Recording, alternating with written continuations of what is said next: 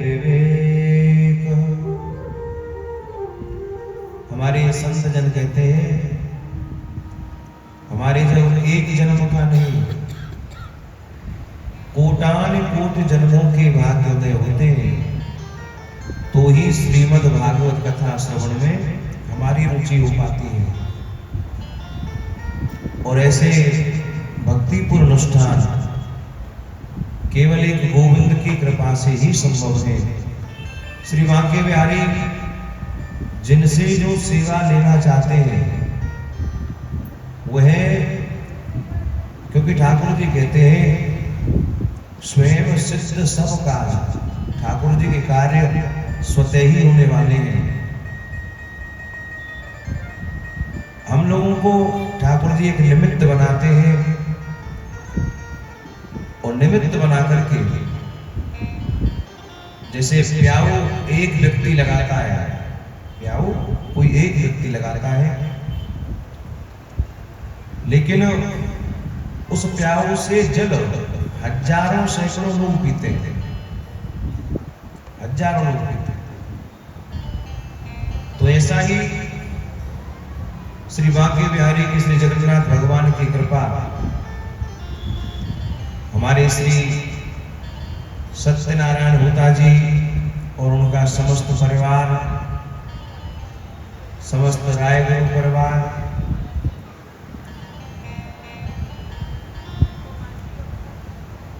हमारे श्री सत्यनारायण होता जी, उनकी धर्मपत्नी श्रीमती नंदिनी होता जी, श्री बालाजी रायगुरु, श्रीमती सुनंदा रथ जी एवं उनके सगे संबंधी और समस्त परिवार, वह सब उनके ऊपर ठाकुर जी की कृपा हुई जो ऐसा सुंदर आयोजन,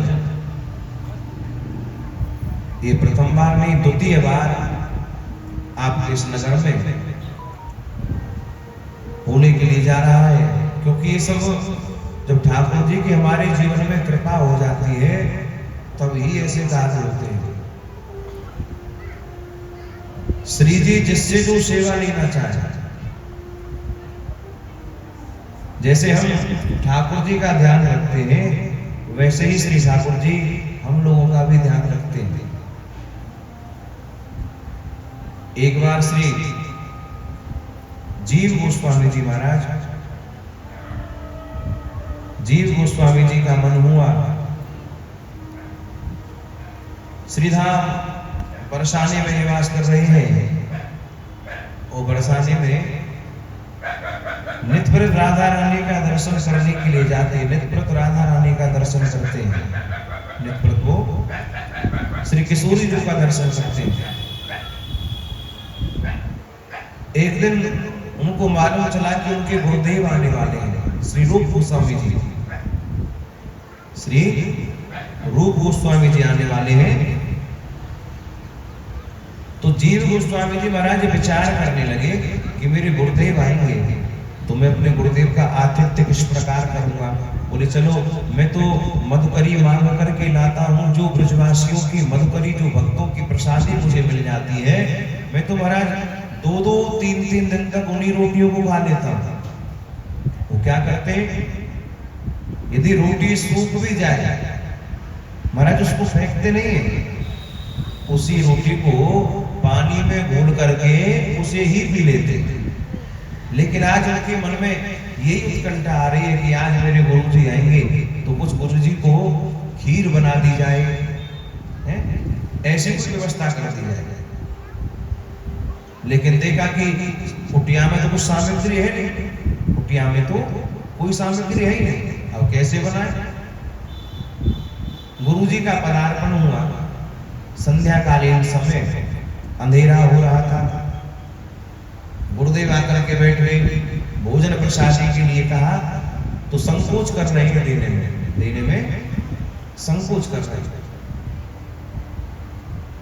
गुरु जी बोले कि बेटा हम संतों में संकोच कैसा, और जो भी भक्त हमें प्रदान करते हैं हम उसी को ग्रहण करते हैं, तो जो भी आपके पास में है वही हमें प्रदान कीजिए।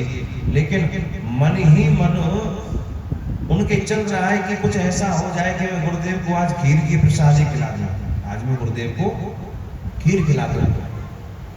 बोले रात्रि का समय है, अभी जाता हूं किसी पड़ोसी से दूध मांग के ले आऊं, यही बना दूं।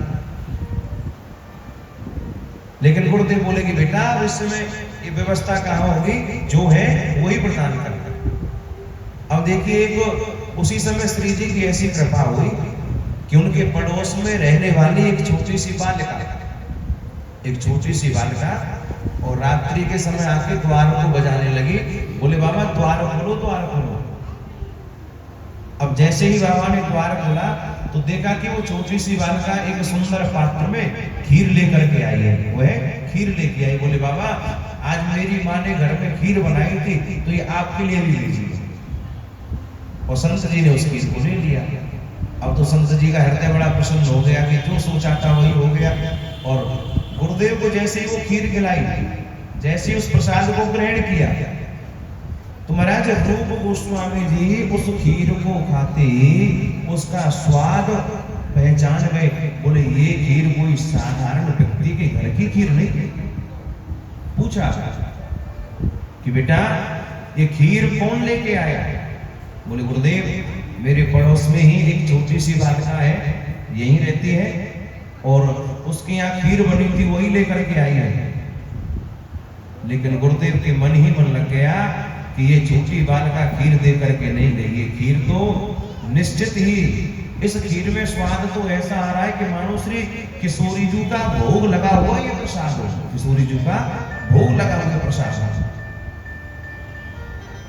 बोले मुझे विश्वास नहीं, उस बालिका के यहाँ चलो।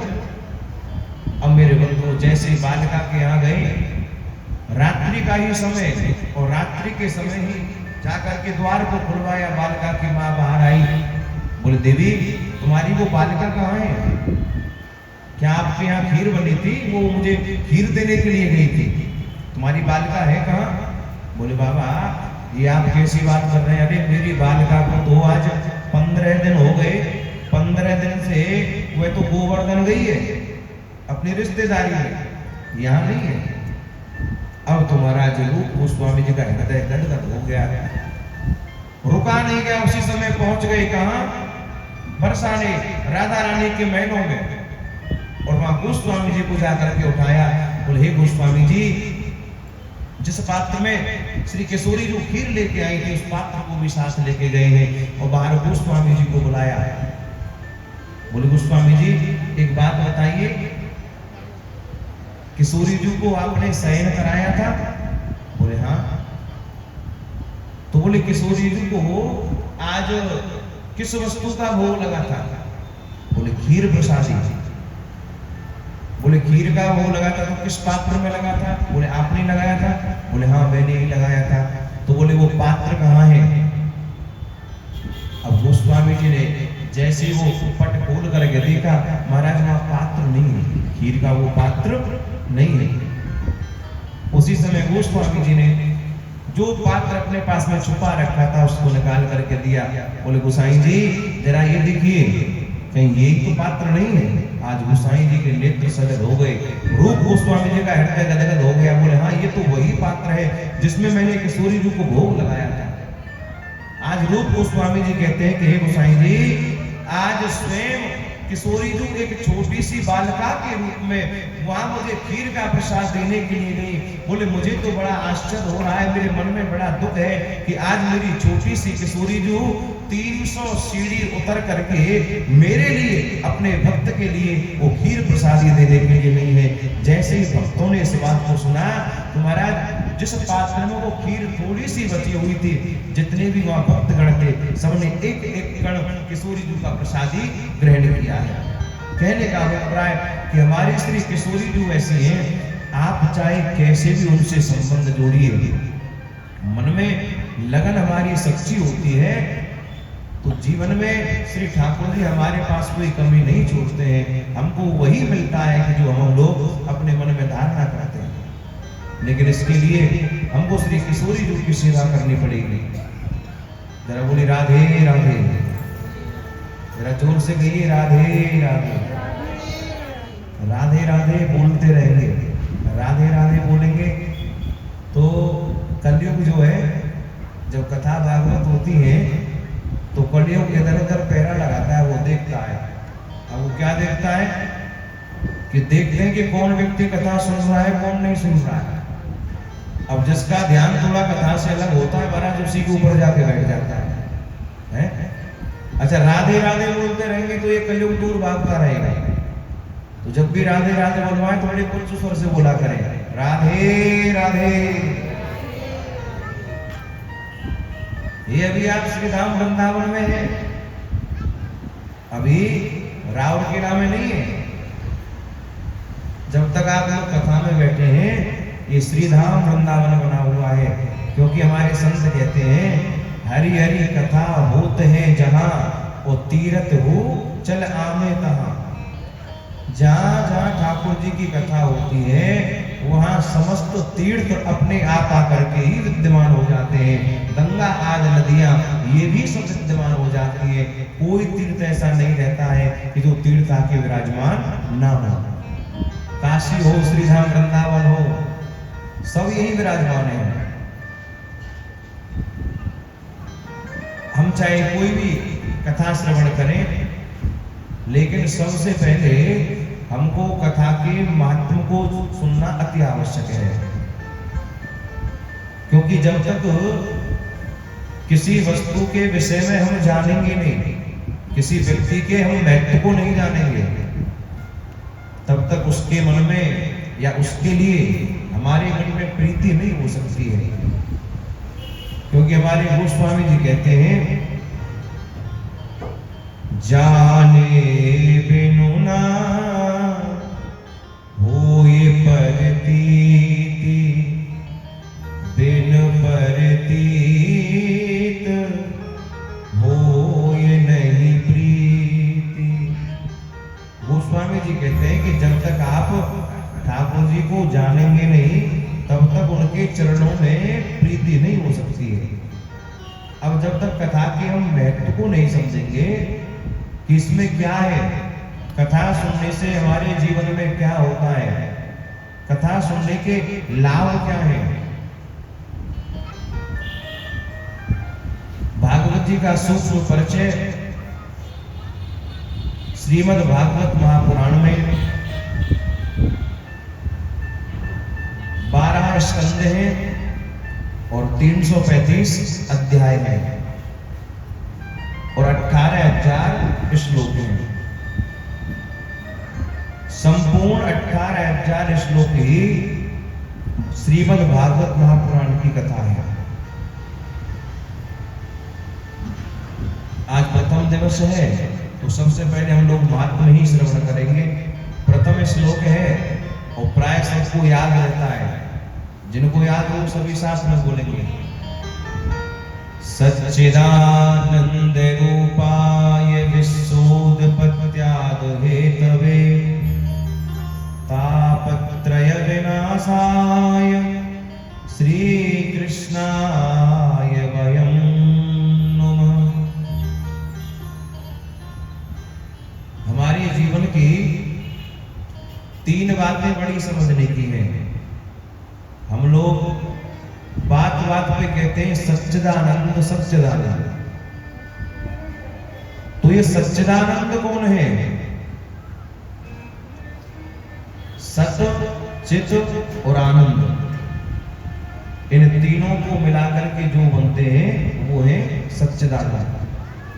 तो सत्य कहते हैं हम अविनाशी को, जो पहले भी सत्य था, मध्य में भी सत्य है और अंत में भी सत्य है। इस सृष्टि को बनने से पहले इस दुनिया में कुछ नहीं था, तब भी वो थे। सृष्टि का निर्माण हुआ, आज भी वो है, और जब ये सृष्टि नहीं रहेगी तब भी वो ही रहेगी। उसे ही हम सत्य कहते हैं, जो सत्य स्वरूप है। तीसरी बात है, दूसरी बात चित्त। अब चित्त माने प्रकाश भी कह सकते हैं।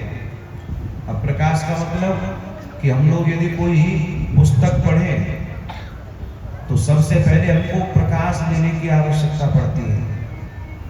लेकिन जिस परमात्मा को कभी किसी से प्रकाश लेने की आवश्यकता नहीं पड़ती, जो स्वयं सूर्य को भी प्रकाशित कर देने वाले हैं, उसे ही हम चित्त कहते हैं। और तीसरी बात है आनंद। ये आनंद क्या है? आनंद यदि हम इस बाहरी दुनिया में देखते हैं तो बाहर आनंद नहीं है। आनंद तो केवल एक हमारे हृदय की वस्तु है। आनंद क्या है कि जिस समय आप भगवान के भजन में बैठे हो, भगवान का भजन करते करते आपके नेत्रों से अश्रुधारा बह रही हो, मन में ठाकुर जी की लीलाओं का चिंतन चल रहा हो, जो मन ही मन आपको आनंद प्राप्त हो रहा हो। सांसारिक सुख सुविधाओं का नाम आनंद नहीं है। यदि आनंद की बात करें तो महाराज, यदि जो कोई बड़े सेठ होते हैं, बड़े सेठों को जो मोटे मोटे गद्दों पर शयन करने से सुख प्राप्त मिलता है, जो आनंद उनको आता है, वही एक किसान को अपने खेत में मिट्टी का जो ढेर है उसको सर के नीचे लगाने से ही प्राप्त हो जाता है, उसको उसमें आनंद आ रहा है। लेकिन आनंद क्या है? दुनिया में प्रत्येक वस्तु का कुछ ना कुछ उल्टा है।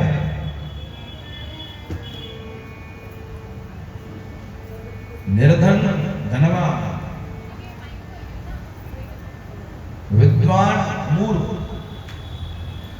लेकिन कभी आनंद का उल्टा कुछ नहीं होता है। आनंद का उल्टा कभी कुछ नहीं होता है। विष अमृत दिन रात सबका है, लेकिन आनंद का उल्टा कभी कुछ नहीं है। अब यदि हम ऐसा कहें कि निरानंद, अब निरा हमारे ब्रज में ज्यादा को बोलते हैं कि ज्यादा आनंद आ गया, निरा हमारे ब्रज में तो बोलते हैं कि निरा आनंद आ गया, मतलब बहुत आनंद आ गया।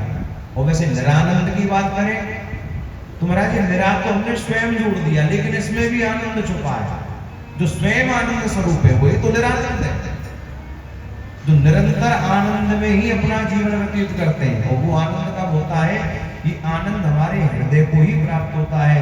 कि जब आप ठाकुर जी का दर्शन करने जा रहे हो, जगन्नाथ स्वामी का दर्शन करने गए हो, और महाराज घर से सोच के गए हो कि केवल हमको दर्शन करके आएंगे और वहां जाने के बाद में आपको जगन्नाथ भगवान की आरती करने को ही मिल जाए, तो वो आनंद हृदय में अलग ही होगा कि घर से सोच के चले थे केवल दर्शन हो, लेकिन आरती का भी सुख मिल गया।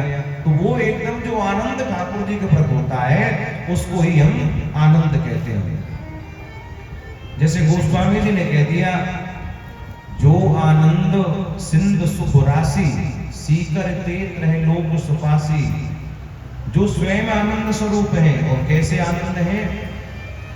कि जिस आनंद के सिंधु से यदि हम एक बिंदु ही सारे संसार के ऊपर छिड़क दें, तो वो एक बिंदु ही सारे संसार को पवित्र कर देता है।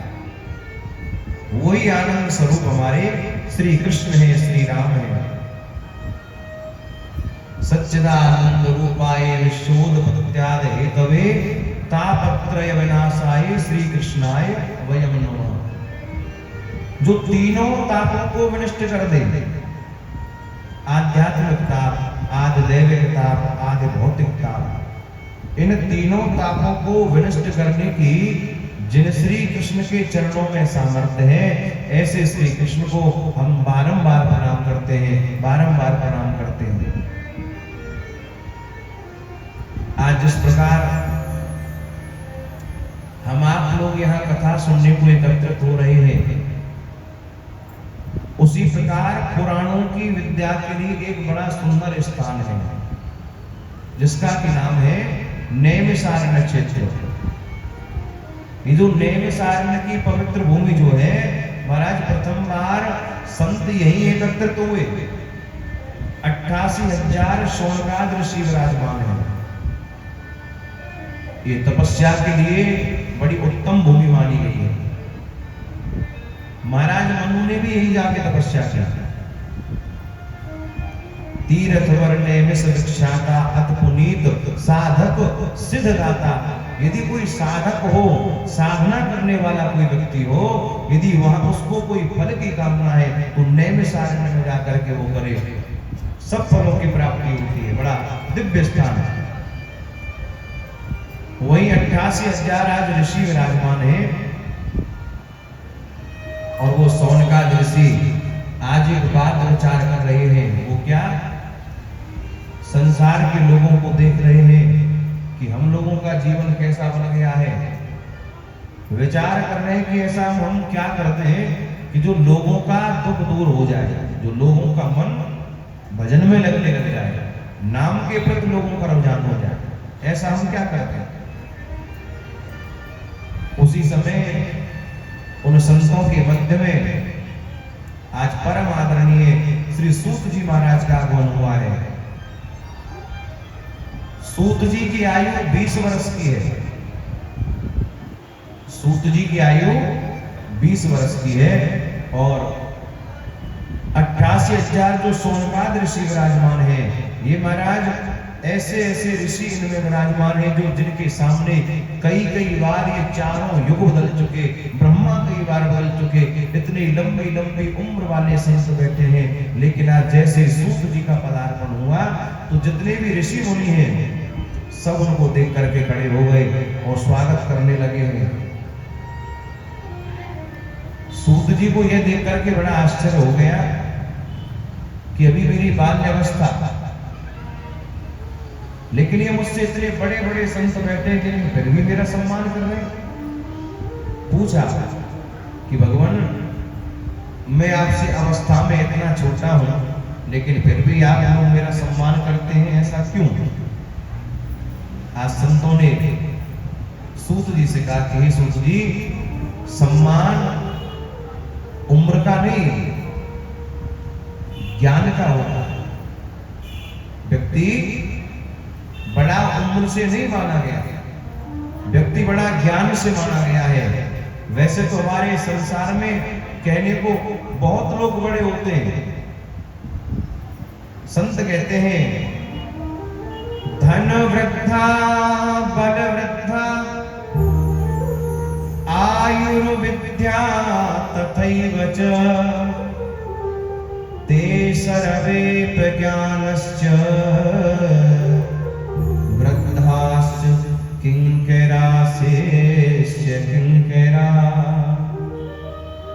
संत कहते हैं कोई धन में बड़ा होता है, कोई बल में बड़ा होता है, कोई आयु में बड़ा होता है, लेकिन वास्तविक बड़ा तो वही माना गया है कि जो ज्ञान में बड़ा होता है। तो बोले हे सूत जी, हम आपको जानते हैं, आपके ज्ञान को हम भली प्रकार जानते हैं। आपका ज्ञान कैसा है? अज्ञान ध्वांत विध्वंस कोटि सूर्य समप्रभा सूता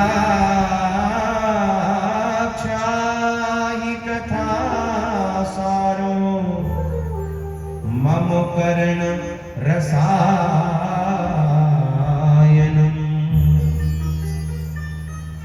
आज संत कहते हैं कि हे सूत जी, हम आपके ज्ञान को भली बात जानते हैं। ये दिन के राजा जो सूर्य है, ये केवल रात्रि के अंधकार को ही दूर कर सकते हैं, लेकिन आपके अंदर जो ज्ञान भरा हुआ है ना, वह ज्ञान मानव के हृदय में जो अंधकार भरा हुआ है, उस अंधकार को दूर करने में आपका ज्ञान एक सूर्य नहीं, ऐसे करोड़ों सूर्यों के समान है। तो आज आप हमें कोई ऐसी उत्तम कथा सुनाइए जिससे कि भक्ति, ज्ञान और वैराग्य की प्राप्ति हुई। आज सूत जी महाराज कहते हैं कि हे ऋषियों, आपने प्रश्न तो बड़ा सुंदर किया है कि संसार के लोगों के लिए ऐसा क्या किया जाए कि जिनका मन ठाकुर जी के चरणों में लगे।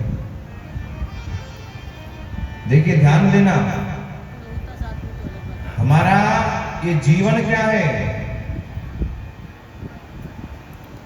काल व्याल मुखग्रास त्रास निर्नाश है तवे। हमारा जीवन क्या है? एक बहुत बड़ा अजगर सर्प है एक काल रूपी अजगर सर्प है कि जो अपने विशाल मुंह को खोल करके बैठा है और उसके मुंह में हम आप सभी लोग बैठे हुए हैं। अभी हमारा जीवन सुरक्षित कब तक है कि जब तक वो काल रूपी अजगर अपना मुख बंद नहीं कर लेता है। और जिस दिन उसने अपना मुंह बंद किया उसी दिन महाराज हमारी मृत्यु हो जाएगी। अब इससे बचा कैसे जाएगा, इससे बचा कैसे जाएगा? तुम्हारे संतों ने कहा श्रीमद् भागवतम शास्त्रम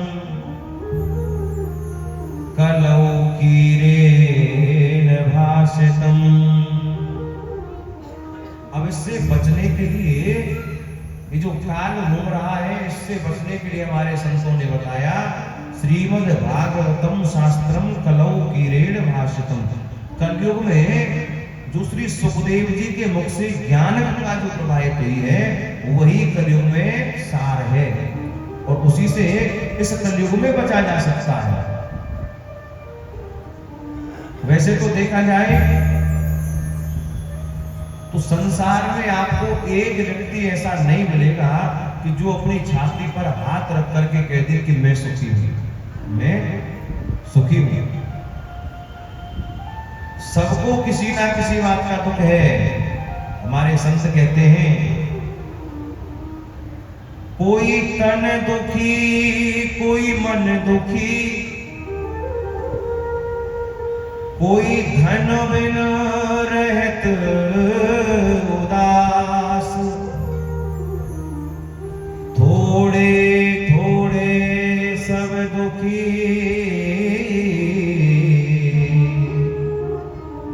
बस सुखी राम के दास। संसार में आप कोई एक ऐसा व्यक्ति नहीं बता सकते कि जो ऐसा कहे कि भैया मैं सुखी हूं। कोई तन से दुखी है, तन में तरह तरह के रोग लग जाते हैं। कोई मन दुखी, कोई बेचारा अपने मन से ही दुखी है। रात्रि में कहो तो भोजन करके बढ़िया बिस्तर पे सोए हैं, लेकिन मन सोचते सोचते ना जाने कहां तक पहुंच जाता है। अब मन में सोए हुए हैं, विचार कर रहे हैं, बोले अब ये कार्य करते करते बहुत दिन हो गए, बोले अब क्या करेंगे, बोले अब कोई दूसरा कार्य करेंगे, बोले उससे क्या होगा। तो मन स्वयं जवाब दे रहा है, मन ही सोच रहा है, मन ही जवाब दे रहा है। बोले जब हमारा नया कारोबार हो जाएगा तो उससे महाराज हमारी आमदनी ज्यादा हो जाएगी, धनवान हो जाएंगे। अब मन ने कहा कि धनवान हो जाओगे तो फिर क्या करोगे, बोले फिर तो धनिकों की लिस्ट में हमारा नाम आ जाएगा, उनकी सूची में हमारा नाम आएगा। तो महाराज फिर तो जब हमारे पास पैसा रहेगा तो कहो तो सुबह का भोजन दिल्ली में जाके कर लेंगे हैं? और रात का भोजन कहो तो कलकत्ता जाके करें। ये मन सोच रहा है। लेकिन जैसे ही मन थोड़ा अलग हुआ, आंखें खुली, स्वप्न से बाहर निकले तो जीव जागी कहां रहता है, जीव जागी कहां रहता है। तो कोई बेचारा मन से दुखी है और कोई धन बिन रहे तो उदास, कोई बेचारा बिना धन के परेशान है।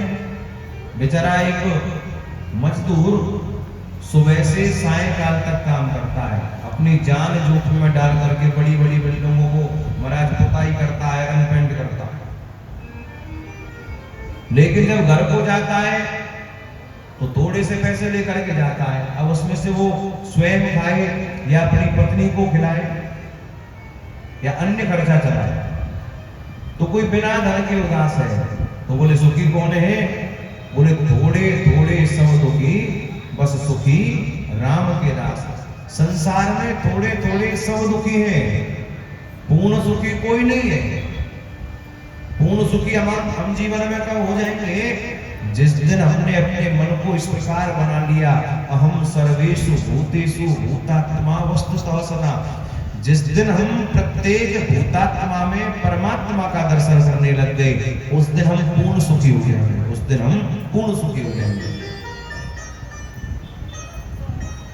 सब दुखी हैं, सुखी कौन है कि जो राम जी के दास बने हैं, वही सुखी हैं। श्री सूत जी महाराज कहते हैं कि हे ऋषियों, आज मैं आपको एक बड़ा सुंदर भक्तिपूर्ण प्रसंग श्रवण कराता हूं। बोले एक बार देव ऋषि नारद हरि गुण गाते, वीणा बजाते हुए, देखो ये जो नारद जी है ना, ये बड़े विचित्र संत हैं। नारद कौन है? हमारे संत कहते हैं नारं ज्ञानम ददात इति नारद, जो दूसरों को ज्ञान दे उसे हम नारद कहते हैं। या फिर ऐसा समझ के चलिए कि जो दूसरों के अज्ञान का खंडन कर दे उसे हम नारद कहते हैं। तो नारद जी बड़े विचित्र संत हैं। आ रहे हैं ठाकुर जी का स्मरण करते, ठाकुर जी का भजन करते हुए। तो आप लोग भी आइए जरा 2 मिनट श्री किशोरी जी का संकीर्तन करिए और बड़े भाव से सभी गाएंगे। ठाकुर जी से कहें कि सुवर्ण सामले को बसाए हुए हैं। बड़ा सुंदर भाव है, सभी साथ में गाएंगे।